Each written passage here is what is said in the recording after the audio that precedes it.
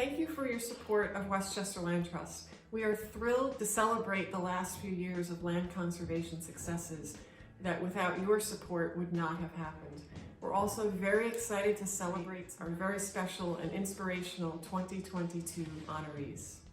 Since our last in-person benefit of 2019, Westchester Land Trust has permanently protected over 500 acres, bringing our total lands conserved to nearly 9,000 acres.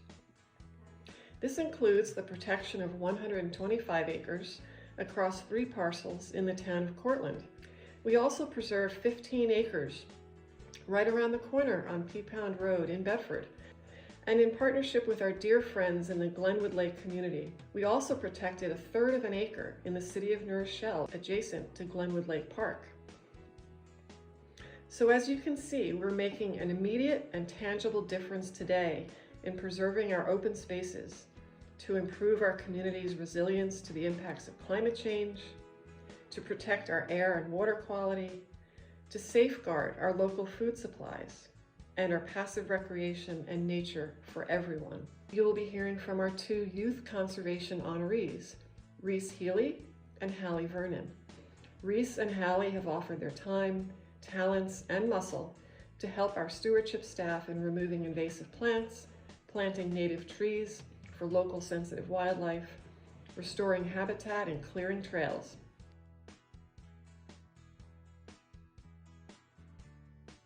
I've always been one to go hiking with my family and look at birds or butterflies.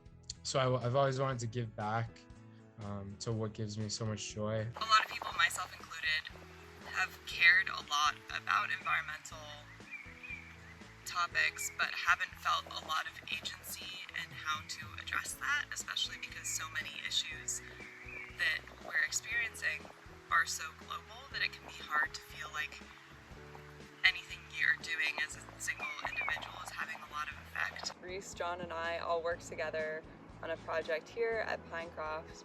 At Pinecroft's Meadow Preserve, there's a population of butterflies called the Baltimore checker spot. Recently has been seen dwindling populations, and so I did some research on it and decided to take an initiative and see what kind of work I could do with the land trust to help preserve this butterfly and hopefully in the future restore its population. Especially if you're in high school and just kind of up and coming, reach out and talk to people in organizations like Westchester Land Trust. Just go to these places you like to hike, places you like to spend time outdoors, and there's more than often going to be people who are already working to protect these areas and would love to have young, enthusiastic students to help out. I'm so honored to be one of the recipients of the Westchester Land Trust 2022 Youth Conservationist Award.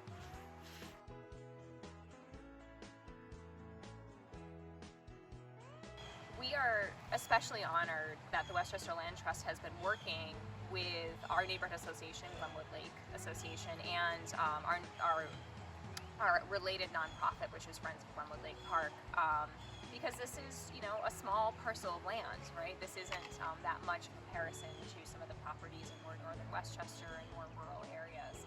It started a little bit more than 20 years ago. It was pre-internet. A large part of this park was destined to be developed, and we were somewhat desperate to figure out a way to save the property from development and keep it as a park.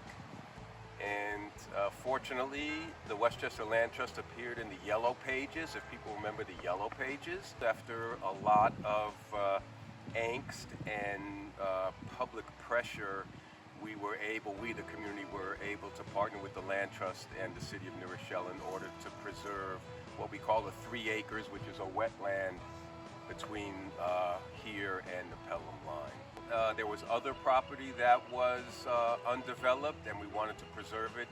Again, we partnered with the Land Trust and the city of New Rochelle, and Amy Paulin, our state assembly person, and we were able to save the Bonner property, we the community. And most recently, the Prillo property was preserved, again, thanks to the Land Trust.